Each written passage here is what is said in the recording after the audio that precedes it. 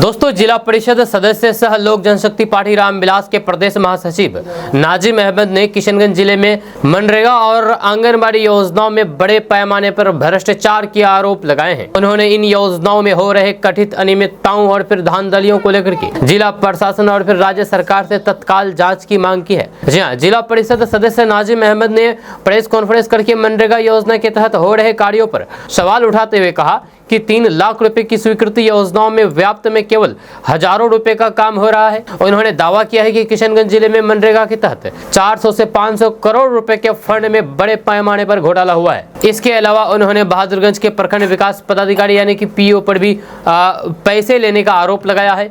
नाजिम अहमद ने कहा है कि इस तरह की अनियमितताएं गरीबों के हक को छीन रही है और विकास कार्यों को प्रभावित कर रही है। उन्होंने गरीबों के लिए आवंटित खाद्यान्न वितरण व्यवस्था पर भी सवाल उठाए हैं। नाजिम अहमद के अनुसार किशनगंज जिले में गरीबों को मिलने वाले चावल और गेहूं जैसे अनाज को डीलर हड़प रहे हैं, जिससे जरूरतमंद परिवारों को उनका हक नहीं मिल पा रहा है। उन्होंने इस मामले में उच्च स्तरीय जांच और दोषियों के खिलाफ कठोर कार्रवाई की मांग की है ताकि गरीबों तक सरकारी योजनाओं का लाभ पहुंच सके। वहीं पर दूसरी ओर जिला परिषद सदस्य अहमद हुसैन ने आंगनबाड़ी केंद्र में चल रहे भ्रष्टाचार को लेकर के गंभीर चिंता जताई है। उन्होंने कहा है कि आंगनबाड़ी केंद्र में बच्चों की शिक्षा और स्वास्थ्य के लिए आवंटित फंड का दुरुपयोग हो रहा है। अहमद हुसैन ने आरोप लगाया है कि इन केंद्रों में गोरख धंधा चल रहा है, जहां बच्चों के भविष्य और स्वास्थ्य के लिए मिलने वाले संसाधनों का बंदरबांट किया जा रहा है। उन्होंने कहा है कि ये स्थिति बेहद चिंताजनक है, क्योंकि आंगनबाड़ी केंद्र ग्रामीण क्षेत्र में बच्चों और फिर गर्भवती महिलाओं के पोषण और शिक्षा की रीढ़ है।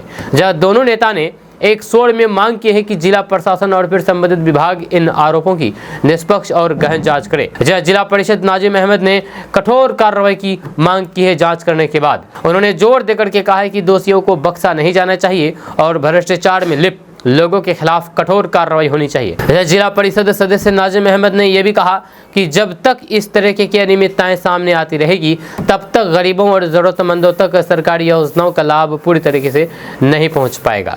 इस मामले ने स्थानीय स्तर पर चर्चाओं को जन्म दे दिया है और लोगों में भ्रष्टाचार के खिलाफ आक्रोश बढ़ रहा है।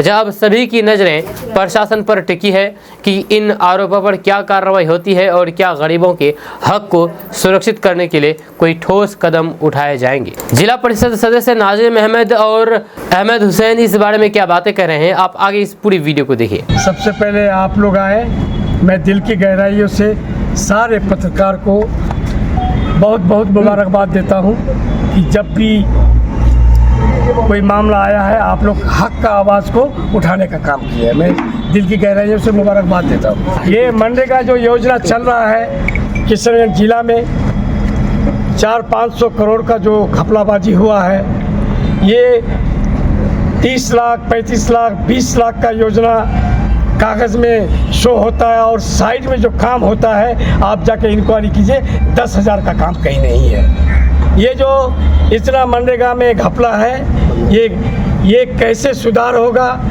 माननीय पदाधिकारी इस पर कार्रवाई करे और सारे योजना को जाकर के अपने इंक्वायरी से। ये मनरेगा योजना में जो गड़बड़ी चल रहा है तो इसकी शिकायत आप लोगों ने किया है क्या? कई बार किए हैं। आपका बहादुरगंज में जो पीओ बैठा हुआ है उसको जो है पैसा जाता है, पैकेट पैसा जाता है, इसलिए जो है पैसा सबको मिलता है, सबको खामोश रहता है। आखिर कार्रवाई क्यों नहीं हो रही है सर? इस पर कार्रवाई क्यों नहीं हो रही है?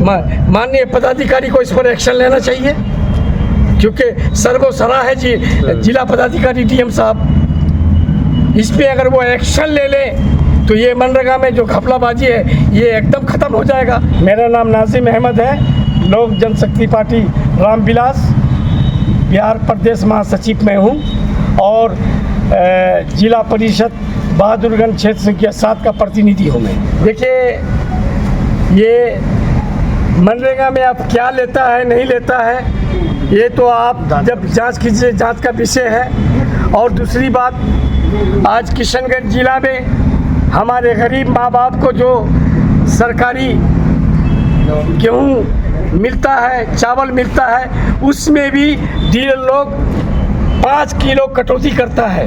गरीब का सीना का कलीजा गुर्दा निकाल करके ये 5 किलो चावल काट लेता है। इसमें एसडीओ बहादुरगंज एवं डी लोग सब कुछ शामिल है। इसमें उचित से उचित कार्रवाई हो और जांच हो इसमें।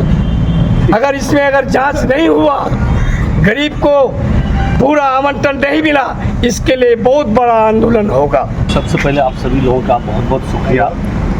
आप लोगों ने एक बहुत अहम मुद्दे पे बात की है, जैसे कि आंगनबाड़ी केंद्र का जो बुरा स्थिति है, इसका कहीं ना कहीं इसका जिम्मेदार पदाधिकारी है। आंगनबाड़ी में एक आंगनबाड़ी केंद्र से 2500 से 3000 रुपया वसूला जाता है और मुझे लगता है कि प्रत्येक प्रखंड में 4 से 5 ब्रोकर दलालों को रखा गया है पैसा वसूलने के लिए, और सुपरवाइजर और सीडीपीओ के द्वारा एकदम गोरख धंधा किया जा रहा है। अब सोचिए, एक आंगनबाड़ी में अगर 4000 रुपया ले लिया जाएगा, 3000 रुपया ले लिया जाएगा, 12000 से 13000 रुपया मिलता है भाई उन लोगों को। कहाँ से वो लोग सही से पोषण खिलाएगा, और नियमित पोषण नहीं खिला पाता है, जिसके कारण इसकी कहीं ना कहीं जिम्मेदारी प्रशासन की है। प्रशासन अगर इसको लगाम लगाना चाहिए प्रशासन को। इसकी कोई लिखित शिकायत मैंने इसके बारे में खास करके वहाँ की जो हमारी सीडीपीओ है, साहिबा है, अभी डीपीओ भी है, उनसे मैं मिलकर इस सब के बारे में जानकारी दिया हूँ। उन्होंने मुझे आश्वासन मिला था कि नहीं देखता हूँ मैं, लेकिन आज तक जिसका तस पड़ा हुआ है वही धंधा चल रहा है, गोरख धंधा चल रहा है। ये बहुत बड़ा गोरख धंधा चल रहा है आंगनबाड़ी। गरीबों के प्लेट से अनाज छीन लिया एकदम बिल्कुल भाई। 4000 रुपया 3000 रुपया ले लिया जाएगा एक आंगनबाड़ी केंद्र से, 12000 रुपया मिलता है, 4000 चला गया, कितना बचा, और उसमें क्या खिलाएगा वो लोग? हाँ, कहीं ना कहीं प्रशासन की जिम्मेवारी है, इस पर लगाम लगाया जाए। और आप लोगों से मैं विनम्र निवेदन करता हूँ हाथ जोड़कर कि आप लोग इस बात को बखूबी मुद्दे से उठाएं। आप जाके देखिए, बच्चों की थाली में, प्लेट में ढंग का अनाज नहीं रहता है।